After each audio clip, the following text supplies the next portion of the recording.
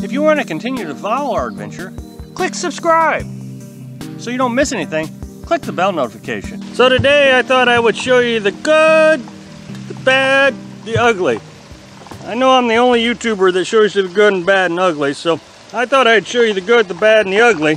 And today, we're having a good day. Been trying to get out of the camper as much as possible, get exercise, because I'm just, I'm really feeling it in the bones. It's just sitting inside that camper. But this is pretty typical for nomadic lifestyle. It seems like weather is always a problem a lot of the times. I would say 60-70% of the time, weather is in the way of enjoying this imaginary lifestyle. I mean, even I had this lifestyle, traveling the country and seeing everything so beautiful. But I don't know how it is that we all forget how cold it is in the winter, how wet it is, how snowy it is. So, I mean, at least we're not in 6 feet of snow. It is December, last day of 2018, and it's raining instead of snowing. Temperature's 39 degrees, so if this gets colder, of course, it's going to freeze up. But you can see the road is starting to flood here. Now, interesting enough, this is the second time in our nomadic lifestyle that roads have started to flood or did flood. When we started out our lifestyle, it flooded. It actually delayed our travel by 2 days, 1 or 2 days, I don't remember. Look at this yard. Absolutely flooded. And so, this is just the things that you have to cope with all the time. I want to go see Carolyn tomorrow. She said I could come see her. This ditch, look at this ditch. She said I could come see her tomorrow, so I was going to come and see her. She's, visiting with her daughter. Hadn't seen her in almost 2.5 weeks, I guess. I'm a little bit concerned about the conditions of these roads. I mean, this is a city. It's maintained by the city. It's got ditches, but it has rained all night long. Just saturated. There's the truck there. Just absolutely saturated. I am holding a lid over the camera because my camera is not waterproof. And it's supposed to rain all day today too. So it rained all night, and we already got this much rain, and it's going to rain all day. So I can't even tell you how much rain we've had. This is absolutely incredible. You're always dealing with weather. It's always there. In the summertime, it's just boiling hot. You try to do things to mitigate the heat. Go up in the mountains or whatever. And that's what we did the first year. We went up into the mountains, and it didn't do us any good. We froze to death. It was in the 40s and 50s most of the summer that year. So this year we went up to South Dakota, and it was in the 90s. I mean, we tolerated it. I'd much rather have the heat than the cold.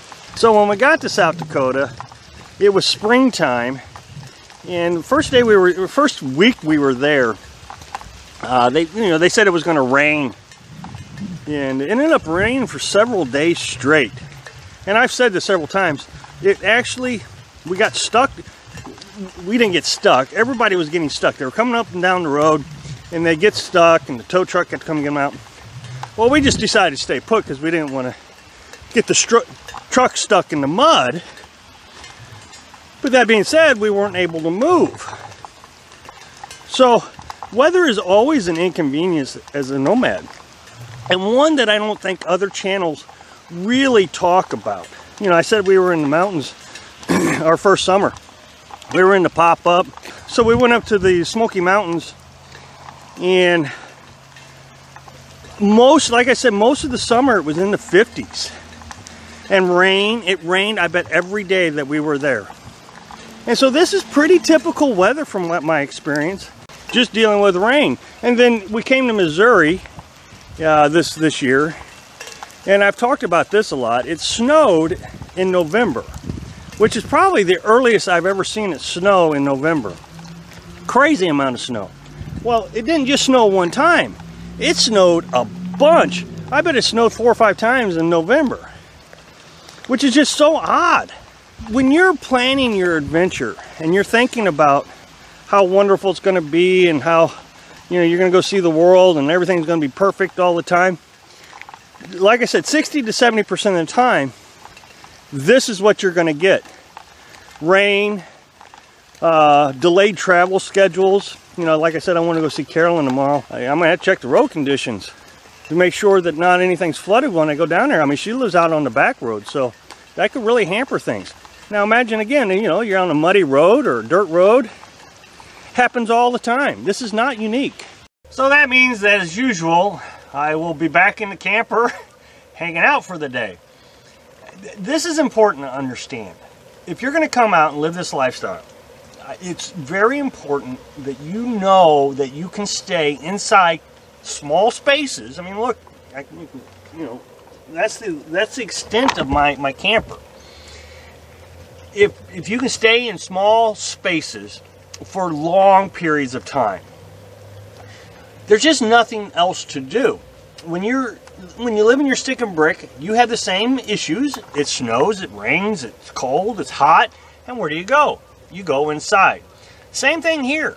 The difference is this is all the space you got. This is it. So you have to be prepared for that. Mentally conditioned to handle long stretches of cold weather, of bad weather. Like I said, I have been really good at being able to handle these conditions mentally.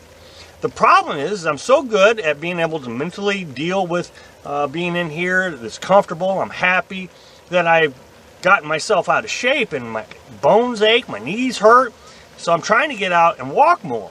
But as you can see, it's not always possible. Find things you can entertain yourself with, be mentally prepared for it, and definitely consider this as a major portion of the lifestyle. Thanks for watching. Click like if you like the video, and happy travels.